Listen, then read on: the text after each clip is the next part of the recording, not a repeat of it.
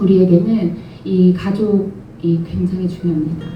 이 가족이란 공동체에 대한 사랑, 고마움, 안타까움, 소중함, 그리고 때로는 분노, 증오, 또 슬픔의 감정을 가지고 살아갑니다. 혈연 가족은 우리 개인을 구성하는 아주 중요한 토대가 됩니다. 여러분, 가족은 우리에게 도대체 무엇일까요? 여러분에게 가족은 어떤 것입니까? 성서는 가족, 집사님, 희망이라고 말씀하셨습니다. 그러면 성서는 가족을 어떻게 말하고 있습니까? 오늘의 성서 텍스트에는 바로 그 가족이 등장합니다. 아버지와 아들, 어머니와 딸, 시어머니와 며느리가 등장하지요. 그런데 그들이 어떻게 된다는 내용이 아주 불편하게 느껴집니다. 네, 내가 세상에 화평을 주러 온 줄로 생각하지 말라. 화평이 아니요 무엇을 주러 왔다고 말씀하셨지요? 검을 주러 왔다, 칼을 주러 왔다. 아니, 평화의 왕 예수께서 화평이 아니라 검을 주러 왔다는 말씀은 어떤 의미일까요? 그리고 또 말씀하십니다. 내가 온 것은 사람이 그 아버지와 딸이 어머니와 며느리가 시어머니와 불화하게 하려 함이니 사람의 원수가 자기 집안 식군이라. 아버지나 어머니를 나보다 더 사랑하는 자는 내게 합당하지 아니하고 아들이나 딸을 나보다 더 사랑하는 자도 내게 합당하지 아니하며 또 자기 십자가를 지고 나를 따르지 않는 자도 내게 합당하지 아니하리라. 자기 목숨을 얻는 자는 잃을 것이요 나를 위하여 자기 목숨을 잃는 자는 얻을 것이니라. 가족이 서로를 불화하게 하러 예수께서 오셨다는 말씀. 예수 자신보다 가족을 더 사랑하는 자가 죽게 합당하지 않다는 이 말씀은 도대체 무엇을 의미하는 걸까요?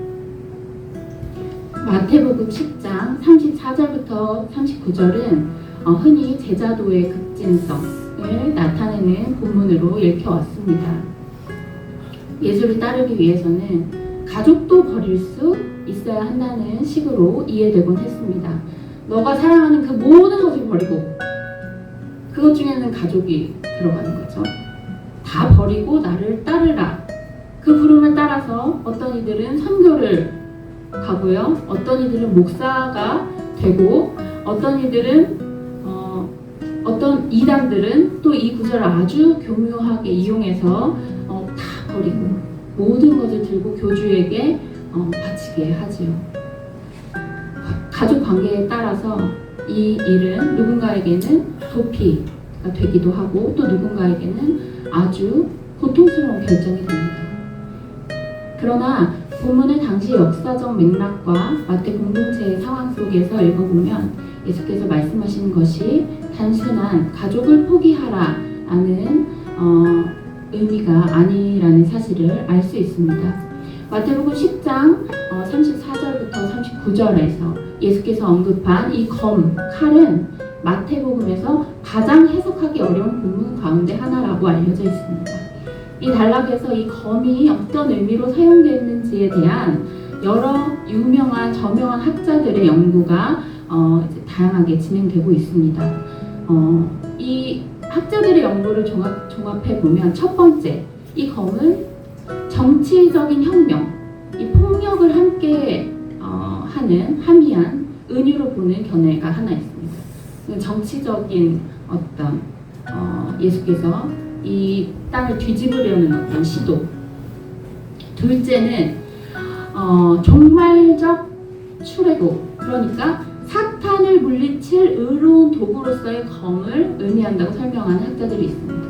세 번째는 이 검을 마지막 날에 일어날 박해와 순교를 상징하는 은유. 그러니까 우리가 흔히 알고 있다시피 말세가 되면 이런 일이 일어날 것이다 해서 그때는 가족과 이런 불화가 일어날 것이다 하고 말하는 은유. 마지막으로 유대교와 기독교 공동체 사이의 불화와 관련해서 해석하려는 시도가 있습니다.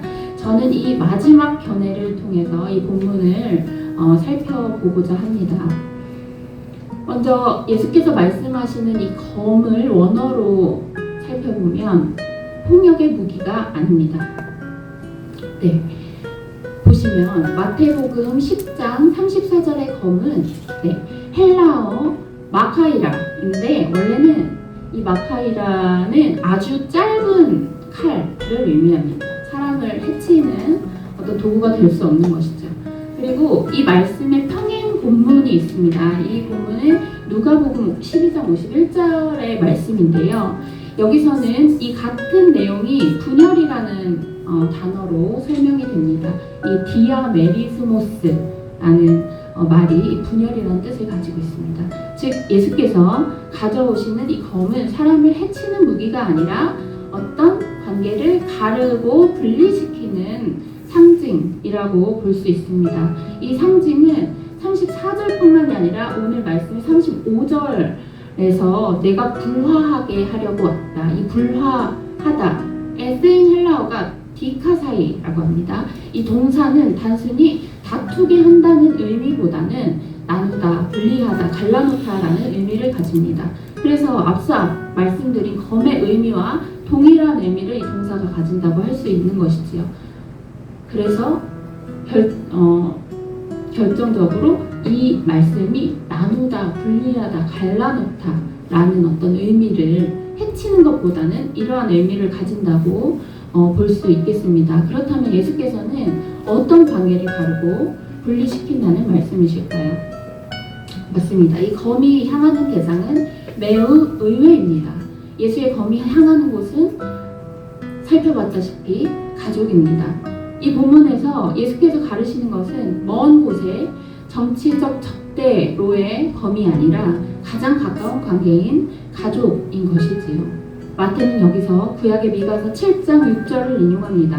원래 미가서는 공동체 전체가 무너져가는 종말적인 상황, 아까 말씀드렸던 것처럼 종말의 상황에는 아들이 아버지를 업신여기고 딸이 어머니를 거역하며 식구끼리 원수가 되는 상황이 일어날 것이다 라는 말씀들이 등장을 하지요. 마태는 바로 이 본문을 끌고 와서 예수의 선포가 가져오는 이 현실을 설명하는 것입니다.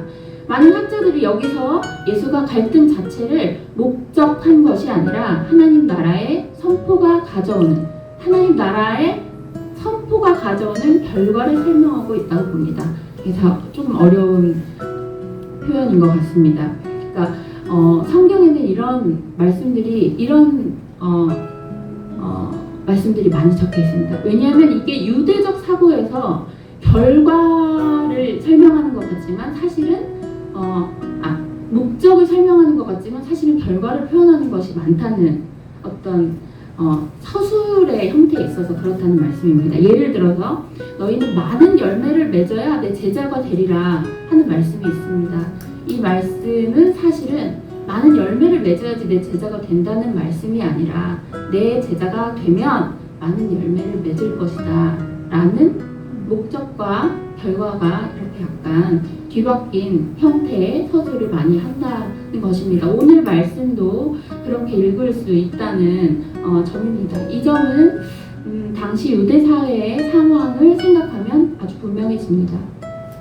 이 당시는 1세기인데요. 지중해 세계에서 이 가족은 오늘날 우리가 생각하는 사적인 우리끼리의 정서 공동체가 아니었습니다. 가족은 완벽한 경제 공동체, 즉 대대로 집안의 일이 있고 가업을 잇고 공동체는 생활을 했고 이 가족은 종교 공동체였고 정치 공동체였습니다. 한 사람의 삶이 가족이라는 공동체로부터 이렇게 독립적으로 존재할 수가 사실은 없었던 시대였던 것이죠. 특히 종교, 유대교는 개인의 선택이 아니라 가족 전체의 정체성과 연결된 문제였습니다. 따라서 누군가를 메시아로 받아들인다. 이것은 종교를 바꾸는 사건이 아니라 이 가족 정체성, 우리 가족을 흔드는 사건이었습니다. 그래서 우리가 탈무드 같은 거, 유대 전통의 탈무드나 에녹서 같은 것을 보면 이 종말의 징조 하나로 가족 간의 불화를 자주 언급하곤 합니다. 아버지가 아들을 죽이고 형제가 형제를 죽이는 이야기가 등장하는 것입니다.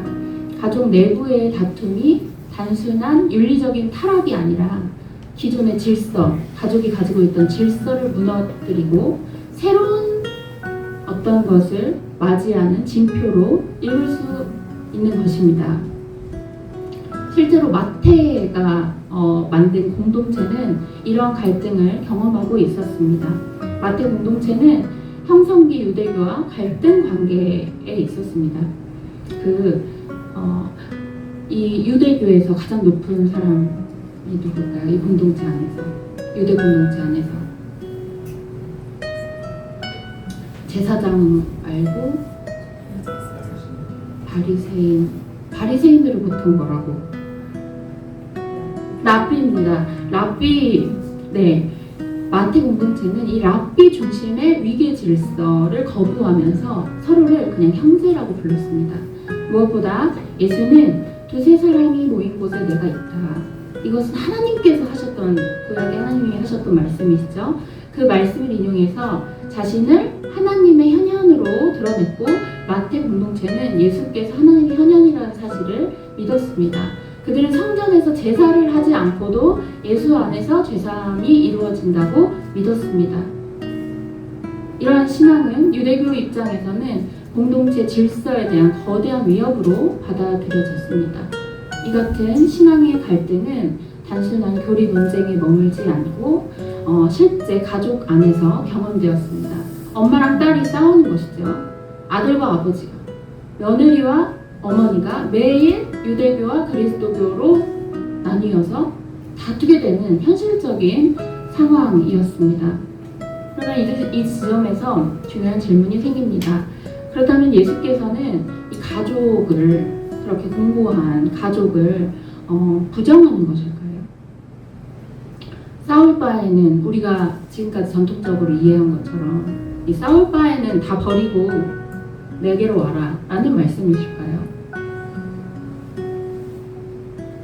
근데 만약에 예수께서 이 가족 자체를 불화하게 하고 이것을 부정하셨다면 왜 예수께서는 끊임없이 형제, 자매, 어머니라는 가족의 언어를 이 성서의 내용 가운데 계속해서 사용하셨을지가 궁금합니다. 저는 그 답이 마태복음 12장에 있다고 봅니다. 오히려 마태복음 전체는 가족의 해체보다 가족을 다시 구성해라, 재구성해라 라는 내용을 향하고 있습니다. 그 근거는 마태복음 12장 46절에서 50절에 있습니다. 예수께서 말씀을 선포하고 있던 곳 문 밖에 예수의 어머니와 형제들이 서 있는 것을 본 한 사람이, 예수님, 저기 당신의 어머니와 형제들이 있습니다 라고 말했더니 예수께서 누가 내 어머니이며 누가 내 형제인가 라는 황당한 물음을 다시 되물으십니다. 그리고 하나님의 뜻을 행하는 사람이 내 형제요, 자매요, 어머니라고 말씀을 하시지요. 네, 전통적으로도 이 본문은 그 혈연보다 신앙을 선택하는 것, 내가 정말 사랑하는 그 혈연 가족보다 신앙을 선택하는 것, 하나님을 더 사랑하는 것이 중요하다는 말로 보통 해석되어 왔습니다. 그러나 이것은 우선순위를 말하는 것이라기보다는 가족을 다시 정의하는 것으로 이해되어야 한다고 생각됩니다. 이것은 혈연 가족을 끊어내는, 폐지하자는 선언이 아닙니다. 혈연 가족만이 진짜 가족이다, 혈연 가족만이 완벽한 것이다 라고 생각하는 절대성을 상대화하면서 하나님 나라 안에서 새로운 가족을 만들어 가야 한다는 선언인 것이지요. 마태 공동체의 자기 이해 역시 이것을 뒷받침합니다. 마태복음 23장 8절에서 예수는 너희는 다 형제니라고 말씀하십니다. 이것은 마태 공동체의 자기 이해입니다. 마태 공동체가 아까 이야기한 것처럼 랍비라는 호칭을 거부하고 형제라는 호칭을 사용한 것은 그저 명칭만의 변경이 아니었습니다. 당시 랍비는 율법 해석의 권위를 독점하는 위계적인 지도자였지요. 그런데 마태 공동체는 그런 위계 대신에 형제자매 공동체를 상상하고 실천합니다. 권위 중심의 위계적인 공동체에서 상호성 중심의 공동체로의 전환이 일어난 것입니다. 따라서 마태복음 10장의 검은 한편으로 예수의 검은 혈연 가족 안에 균열을 냅니다. 네. 그러나 다른 한편으로 이 마태복음의 내용은 그 균열 이후에 형제와 자매, 어머니의 언어로 새로운 공동체를 구성하게 합니다. 예수처럼 살자는 그 운동, 예수를 따른다는 것은 본문 뒤의 내용처럼 오늘 48, 49절의 내용처럼 예수의 십자가를 진다는 것은 가족과 싸우고 가족을 없이 하자는 어떤 운동 뜻이 아니라 하나님을 위해 가족을 버리라는 말씀이 아니라 혈연 중심 가부장적 권위를 최종 기준으로 삼던 그것만이 완벽한 것이다라고 삼던 가족 질서를 하나님 나라의 기준으로 다시 세우는 마음, 생각, 삶 그리고 실천이라고 볼 수 있다는 것입니다. 이 지점에서 우리는 오늘의 한국 사회와 교회를 생각하게 됩니다. 한국 사회는 세계적으로도 가족주의가 아주 강한 사회입니다. 이 우리라는 틀이 아주 강하지요. 우리는 혈연이 중요하고 나아가 가족 아닌 사람에게도 가족 호칭을 사용하기로 유명합니다. 처음 만난 사람에게도 번우영 이렇게 부르시고요. 죄송합니다. 네, 그리고 누나 이렇게 부릅니다. 그리고 오빠라고 부릅니다. 그리고 아이들은 동네 어른을 삼촌, 이모라고 부릅니다. 식당에서도 처음 본 분들을 이모, 고모라고 부르곤 하지요. 가족은 단순히 사적인 관계가 아니라 우리 사회 전체를 조직하는 어떤 문화적인 원리로 기능해 왔습니다. 특히 한국에서 가족은 이 생존의 기업입니다. 살아남는 방법이었습니다. 우리 교회, 우리 어르신 세대에게 가족은 단순한 이 제도가 아니었습니다. 한국전쟁 직후에 이 폐허 속에서 많은 분들은 엄마 등에 업혀가지고 피난길을 걸었던 이 보릿고개의 시간을 기억하시죠? 이 먹을 것이 없어가지고 형제들과 들판을 헤매면서 먹을 것을 찾던 기억을 가지고 계신 분들이 계실 것입니다. 저희 어머니 아버지는 54년, 57년생이신데요. 54년, 57년생이신데도 불구하고 우리가 어렸을 때 너무 가난해서 흙탕물 웅덩이에 빠져있던 뭉거지라도 건져 먹으려고 그것을 찾았다. 그런데 그런 우리보다 더 어려운 이들이 있었다. 굴을 파놓고 그런 데서 굴 안에서 살아가는 사람들이 있었다. 미국 원조로 들어온 밀가루를 배급받아서 만든 국수를 하도 많이 먹어서 지금은 먹기 싫다. 뭐 이런 얘기들을 하십니다. 겨울이면 연탄불 하나에 온 가족이 모여서 잠이 들고 형제들이 한 이불을 덮고 자고 학교 갈 때는 형 누나가 입었던 교복을 물려받아 입고 물론 지금도 그렇지만요. 장녀 장남들은 동생 학비를 벌기 위해서 학교를 포기하고 공장에 취직하고 언니 누나들은 시집가기 전에 동생들 뒷바라지를 하고 시집 가서도 뒷바라지를 하는 너무 일상적인 시간들을 우리가 보냈죠. 피난 중에 헤어진 가족을 수십 년 뒤에 찾는 내용들, 전쟁통에 부모를 잃고 형제가 부모 역할을 해간 이야기, 내가 못 배워도 동생을 공부시켜야지 했던 우리 누나 이야기, 영화 국제시장이 보여주듯 화독 광부, 간호사, 중동 건설 노동자, 월남전 파병으로 가족 생계를 이어가는 사람들의 이야기. 네, 그 시절의 가족은 사랑이나 제도이기 이전에 생존이었습니다. 가족은 국가의 필요에 따라 활용되는 손쉬운 단위였고 우리 국가주의, 민족주의를 지탱하는 사상으로 작동되기도 했지요. 분단과 정전에 따른 불안 속에서 혈연, 직계 가족을 중심으로 내부의 단결을 강화하는 가족주의가 형성되었고 여기에 그 효사상까지 덧붙어서 아주 위계적인 그리고 비민주적인 체제가 생겨났습니다. 그러나 국가의 이런 어떤 전략에도 불구하고 국가가 이용했지만 정작 돌보지는 못했던 그 자리를 가족이 채웠고, 복지가 없던 시대에 가족은 우리의 유일한 안전망이었습니다. 그래서 가족을 위해 내가 희생해야지 하는 말은 도덕이 아니라, 단순한 도덕이 아니라 실제로 가족이 아니면 살아남을 수 없었던 시대의 경험이었지요. 그래서 우리는 가족을 오늘 본문에서 비판적으로 이야기하고 있지만 그 전에 먼저 가족이 왜 그렇게 소중해졌는지 이해하는 것이 필요해 보입니다. 우리 부모 세대와 조부모 세대에게 가족은 단순한 가치가 아니라 생존 그 자체였기 때문입니다.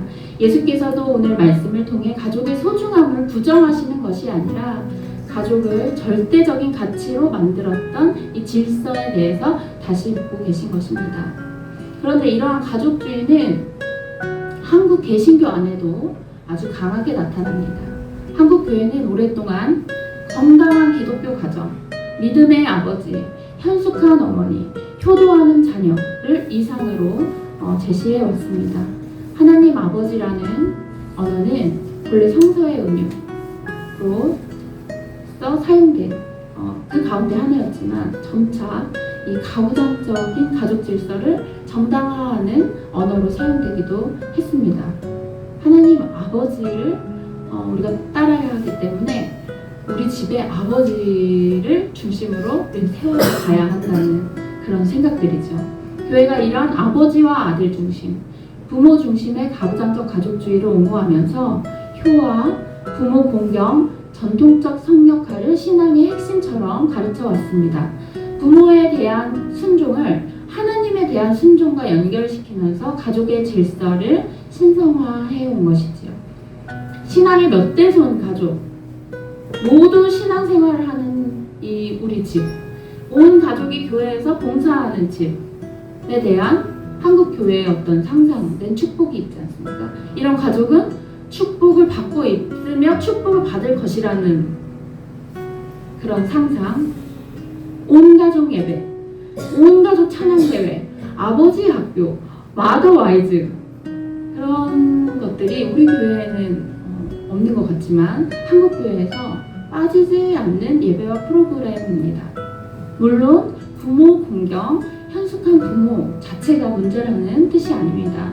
문제는 이 특정한 가족 형태와 특정한 가족 관계가 하나님의 뜻 그 자체다, 하나님이 주시는 축복 그 자체다 라고 이해될 때 발생이 됩니다. 그렇게 되면 가족은 사랑의 공간인 동시에 통제의 공간이 됩니다.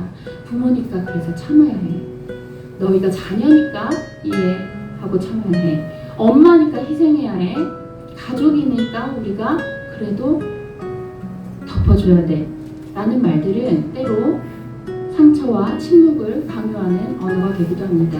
왜냐하면 실제 가족은 사랑도 있지만 갈등과 억압의 공간일 때가 많기 때문입니다. 무엇보다 한국 사회는 이미 크게 변화했습니다. 대가족이 이제 해체되었고 1인 가족은 가장 보편적인 형태의 가운데 하나가 되었습니다. 황혼이혼은 증가하고 비혼과 한부모 가정, 조성 가정 등등의 다양한 아주 공동체, 생활 공동체가 등장하고 있습니다. 혈연 중심의 4인, 5인 가족은 더 이상 이 사회를 설명하는 유일한 모델이 되지 않는다는 것입니다. 그런데도 교회는 여전히 하나님이 만드신 원래의 가정, 아마도 아담과 하와가 두 아들이 있었기 때문일까요? 네, 이것이 정상이라는 정상 가족의 이데올로기, 창조 질서에 맞는 가족을 이야기합니다. 우리는 그것이 바로 신앙의 가족을 말한다고 생각합니다.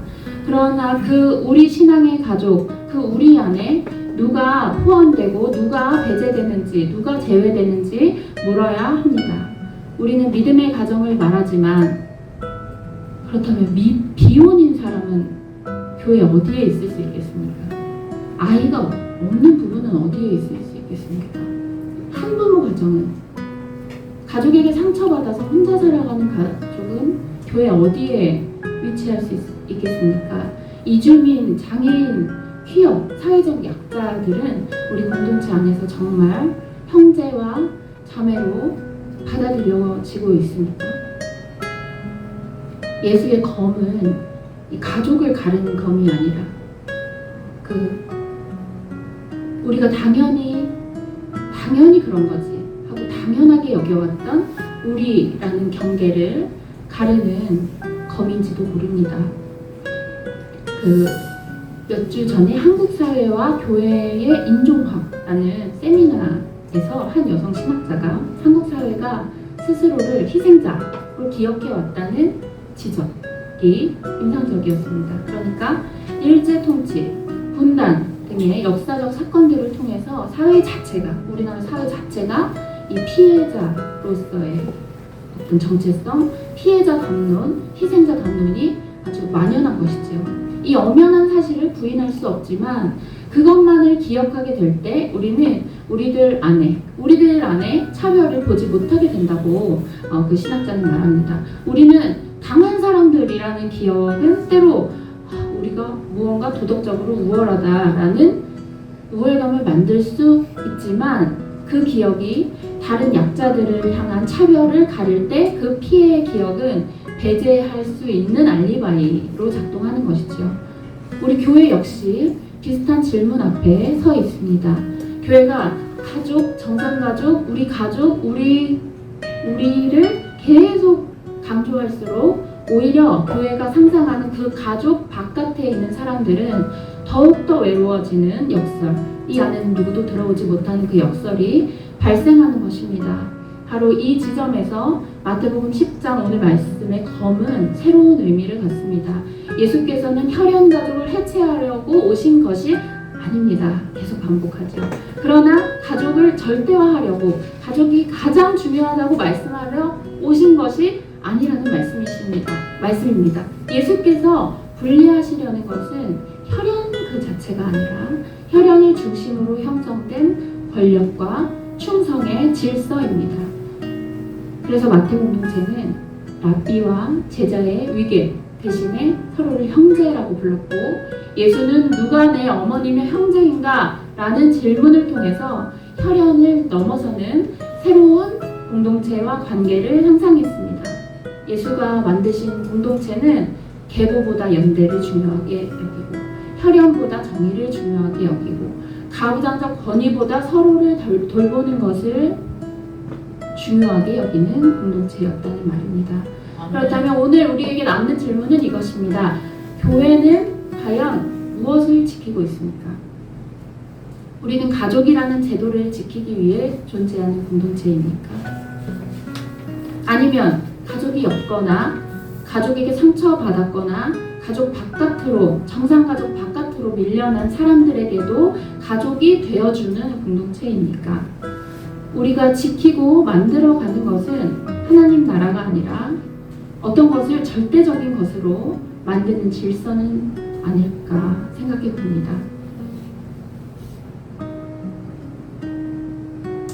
예수께서 형제 자매로 가족으로 맞아들인 사람들은 병들고 가난하고 나그네 된 사람, 죄인과 사회 밖으로 밀려난 사람들이었습니다. 지극히 작은 자였습니다. 마태복음 25장에서 국제시장 아까 나왔는데 네 마태복음 25장 40절에서 여기 내 형제 중 지극히 작은 자 하나에게 한 것이 곧 내게 한 것이다 라고 하신 말씀은 우리가 누구의 가족이 되어야 하는지, 누구와 하나님 나라를 만들어 가야 하는지 알려주시는 대목입니다. 아멘. 그런데 이 공동체는 그냥 좋은 사람들 간의 어떤 모임이 아닙니다. 십자가를 지는 공동체였죠. 오늘 우리 그리스도인에게 십자가는 무엇일까요? 이 가족주의를 비판하는 것은 쉽지 않습니다. 왜냐하면 아까 말씀드린 것처럼 우리는 모두 가족 안에서 살고 있기 때문입니다. 때로는 엄마니까 참아야지 라는 말을 거절하는 것이 십자가일 수 있습니다. 이 가족주의 안에서, 가족 안에서 때론 가족 체면보다 우리 가족 그래야 이 체면보다 진실을 선택하는 것이 십자가일 수 있습니다. 아멘. 때로는 교회 안에서 교회 공동체라는 가족 안에서 당연하다고 혹은 좋은 게 좋다고 그냥 넘어가는 이 질서에 대해서 질문하는 것이 십자가일 수 있습니다. 39절 말씀에 자기 목숨을 얻으려는 사람은 잃을 것이고 나를 위하여 그 목숨을 잃는 사람은 얻을 것이라는 유명한 대목이 등장합니다. 여기서 이 목숨, 푸시케는 생물학적인 생명과 죽음만을 뜻하지 않습니다. 그것은 우리의 정체성, 우리의 삶을 의미합니다. 그러니까 주께서는 나를 위해 목숨을 바쳐라가 아니라 지금까지 우리의 삶을 규정해온 내가 붙들고 있는 그 삶의 방식, 그 질서를 붙들면 오히려 그것을 잃게 된다고 도전하시는 겁니다. 이것은 앞서 말씀드린 가족과도 이어집니다. 우리를 규정하던 가족의 틀, 내 혈통, 내 집안의 힘, 내 부모나 자녀의 직업으로 규정되는 익숙한 기존의 질서와 정체성을 우리가 붙들었을 때 우리는 도리어 우리 삶을 잃을 수 있다는 것이지요. 그러나 하나님 나라를 사는 것은 그 너머를 보게 하시고 그 십자가는 고통을 낳습니다. 가족과 사회와 교회의 관습과의 충돌을 경험하게 됩니다. 그러나 그 십자가는 다시 말하지만 관계를 단절하는 십자가가 아니라 칼로 관계를 다 제거하는 십자가가 아니라 그 밖에 더 너머의 더 넓은 사랑과 이해를 감당하는 십자가가 된다는 선포입니다. 아멘. 나만의 가족, 내 울타리, 내 안전함만 붙들고 살아갈 때 결국 그것을 잃게 될 거라는 어떻게 보면 좀 무서운 이 말씀은 하나님 나라를 위해 자신의 경계를 넓히고 누구와도 형제 자매가 될 수 있는 그 사람은 더 깊고 넓은 생명을 얻게 될 것이라는 희망의 메시지도 우리에게 던지고 있는 것입니다. 아멘. 네, 예수께서 말씀하신 형제와 자매도 바로 그런 사람들이었습니다. 혈연만으로만 묶인 사람들이 아니라 함께 울고 먹고 또 책임지는 사람들. 아멘. 오늘 교회인 우리 스스로에게 질문을 해보았으면 좋겠습니다. 우리는 누구를 가족이라 부르고 있습니까? 우리는 누구를 형제와 자매라고 부르고 있습니까? 그리고 우리 교회는 누구의 가족이 되어주고 있습니까?